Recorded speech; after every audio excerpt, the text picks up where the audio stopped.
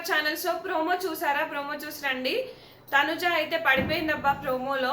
అయితే అందరూ ఏంటంటే సీరియల్ యాక్టింగ్ చేస్తుందా, నిజంగానే పడిపోయిందా అనేది ఒకటి. కానీ 1 వీక్ నుంచి హెల్త్ ఎవరి సరిగా బాగోలేవు.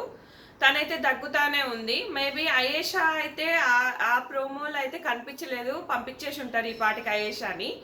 సో మరి అయేషాకి ఒక సానుభూతి ప్రోమో ఏమీ కూడా పెట్టట్లేదు. పాపం పెట్టాలి కదా ఆ అమ్మాయికి. మరి చూద్దాం ఏదైనా ప్రోమో వస్తుందేమో.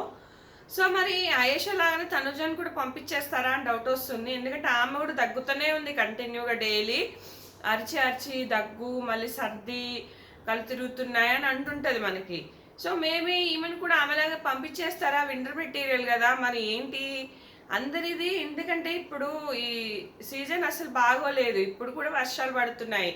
మేబీ అందరికీ టెస్టులు చేయించాల్సింది. వర్షము, ఫుడ్.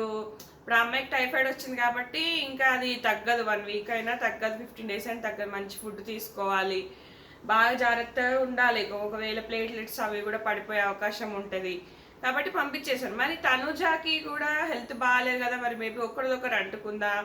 మాదిరి కూడా దగ్గుతుంటుంది. మళ్ళీ పక్క పక్కన బెడ్స్, ఒక్కొక్కరికి సపరేట్ బెడ్స్ లేవు ఈసారి. ఇద్దరిద్దరు కలిసి పడుకోవాల్సి వస్తుంది.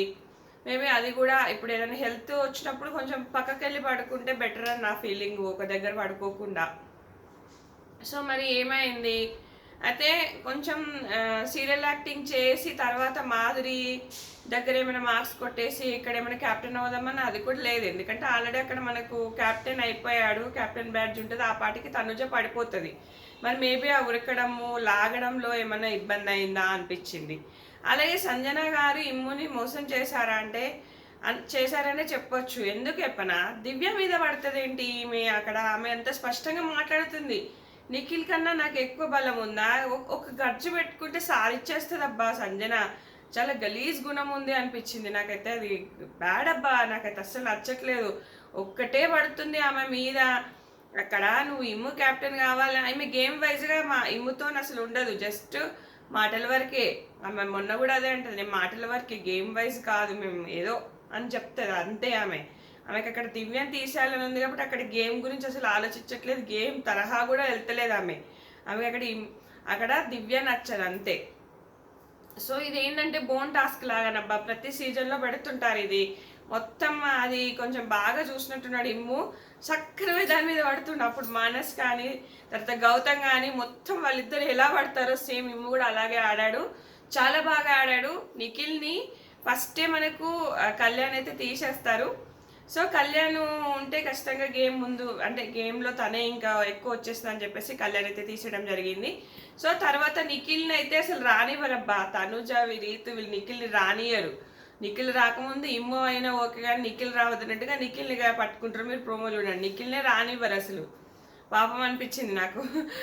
ఒకసారి నిఖిల్కి వస్తే ఆయనతో గౌరవకి ఇస్తే కళ్యాణ్ని తీసేస్తారు. కళ్యాణ్ ఎందుకు తీసేసిండంటే నిన్న మట్టాస్కులో ఆడారు, కళ్యాణ్ బలం తెలిసి ఉంటుంది. అంటే కళ్యాణ్ క్యాప్టెన్ అయ్యాడు కాబట్టి కళ్యాణ్ని తీసేసి ఉంటారు. ఇమ్మును కూడా ఇంకొకసారి వస్తే ఇమ్మును కూడా తీసేస్తే ఖచ్చితంగా నిఖిలే అయ్యేవాడు పక్క అక్కడ. కాకపోతే ఏంటంటే ఇంకా లక్ అనమాట అది. ఇదేంటంటే ప్రాసెస్, ఎవరికైతే క్యాప్ దొరుకుతుందో ఆ క్యాప్ అక్కడ ఎవరైతే కంటెండర్స్ కావాలేదో వాళ్ళ చేతిలో పెట్టాలి. వాళ్ళకి ఎవరు నచ్చరో, ఎవరు క్యాప్టెన్గా వద్దనుకుంటున్నారో వాళ్ళు తీసేయాలి.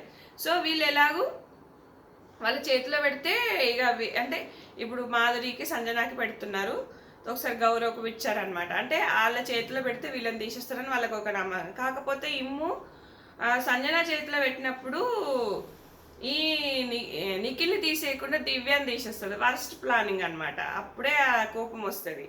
తర్వాత కూడా ఒకసారి మాధురి మళ్ళీ సంజనాకి పెడితే నాకు ఇవ్వు అని అంటుంది. అది లాస్ట్లో కాదనమాట, మధ్యలోదే మనకి లాస్ట్లో కట్ చేసి వేశారు అది ప్రోమో. లాస్ట్లో ఏంటంటే ఇంకా లాస్ట్లో ఇంకా ఇమ్ము తీసుకున్నాక అక్కడ తనుజాదే తీసేయాల్సి వస్తుంది కదా, అక్కడ ఇచ్చారు మనకు మాధురి. అక్కడ కాదు, మేబీ మధ్యలో రీతుని తీసేసినప్పటిదే అనుకుంటా. ఎందుకంటే రీతుది మన సంజన తీసేది అనుకుంటా. అప్పుడు రీతుది తీసేస్తుందనే ఉద్దేశంతో మాధురికి ఇచ్చాడు. సో ఇక్కడ రీతుకి నువ్వు వేరే వాళ్ళ సహాయంతోనే ఎప్పుడు అవుతావు అంటే తనుజ వేరే వాళ్ళ సహాయంతో ఎక్కువ అయింది.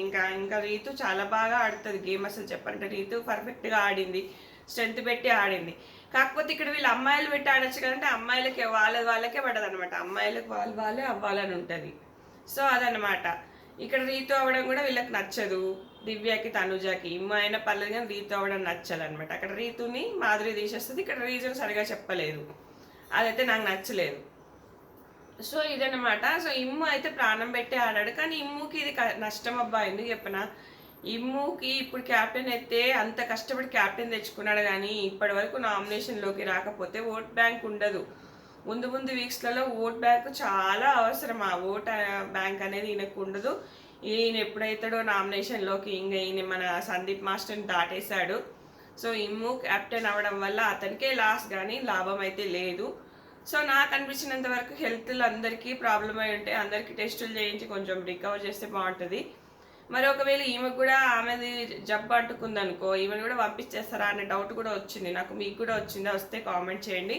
ఇది ఫ్రెండ్స్ ఈ వీడియో నచ్చితే ఖచ్చితంగా లైక్ చేయండి, సబ్స్క్రైబ్ చేయండి. Thanks for watching.